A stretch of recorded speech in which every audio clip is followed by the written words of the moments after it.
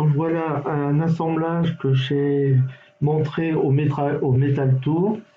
On peut venir aussi bien de Mélodie ou de AD.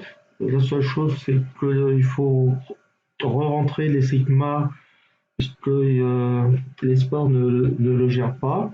Donc on le rentre très facilement par ici avec cette section sigma paramétrée. Ensuite, donc le chargement, on récupère là, c'est tous les torseurs d'effort, toutes les combinaisons venant de AD. Il y a une chose intéressante en IDEA, c'est qu'on peut demander à sélectionner que les cas extrêmes. Ça, c'est depuis une version. Donc, que les cas extrêmes que vous voyez. Et pour la démo, je vais simplement sélectionner la combinaison 103 pour aller plus vite au niveau du calcul.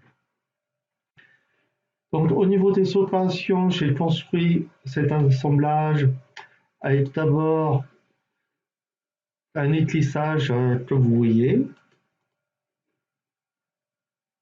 là en orange, en simplement grâce à cette fonction ici qui permet de déclarer un profil ouvert par son chemin, par le point de coupe, comme ici. Vous pouvez l'importer en DXF ce chemin.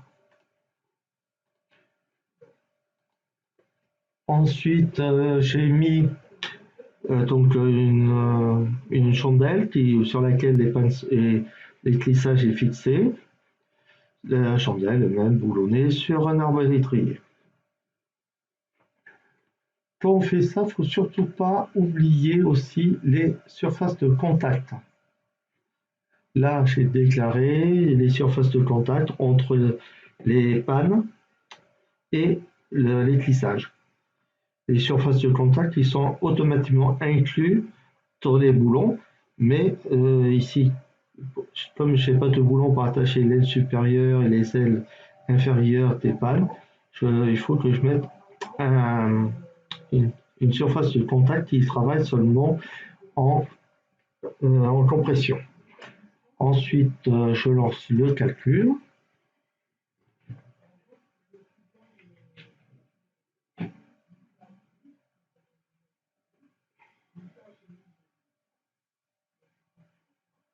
Alors, j'arrête.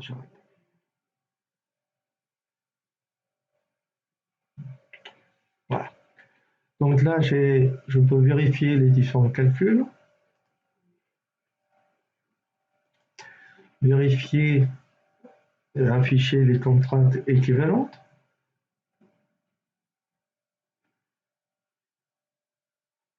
Alors, les contraintes équivalentes, j'ai fait très attention à ce que mes profils masses ne travaillent pas en plastique. On peut le vérifier ici. Par exemple, là, la panne à droite, la panne à gauche ne travaille pas à plus de 355, puisque j'ai utilisé un S255. L'éclissage, pareil. Je considère que c'est un profil mince, je ne le fais pas travailler en plasticité, donc je vérifie que cette chandelle ne travaille pas à plus de 275, c'est-à-dire qu'elle reste dans la phase élastique. C'est très important quand on fait des profils minces. Deuxième chose à vérifier quand on fait des profils minces, c'est le voilement.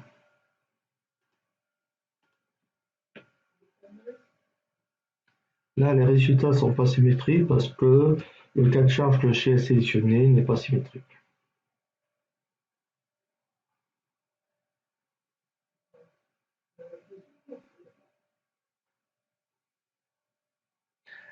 Comme je m'astreins à être en élastique concernant les profils minces, mon coefficient de voilement doit être supérieur à 10. Si j'étais en plasticité, il faudrait qu'il soit supérieur à 15.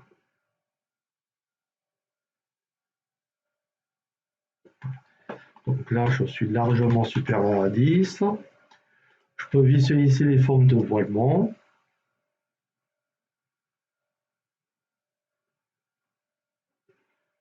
Donc les formes de voilement, on voit que c'est le retour du voile. C'est vraiment pas important. Et surtout que c'est une partie qui ne concerne pas la tâche elle-même. Là, ça commence du domaine du calcul de barre.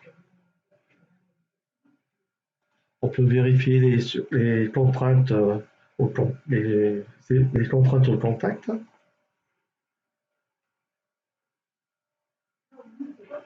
On peut vérifier les efforts dans les boulons. Là, je suis en... donc ici, on peut vérifier aussi, donc je suis en décanewton. Je peux voir la note de calcul de chaque boulon.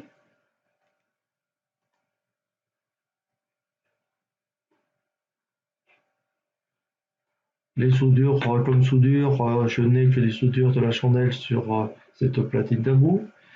Et bien sûr, je peux visualiser le maillage.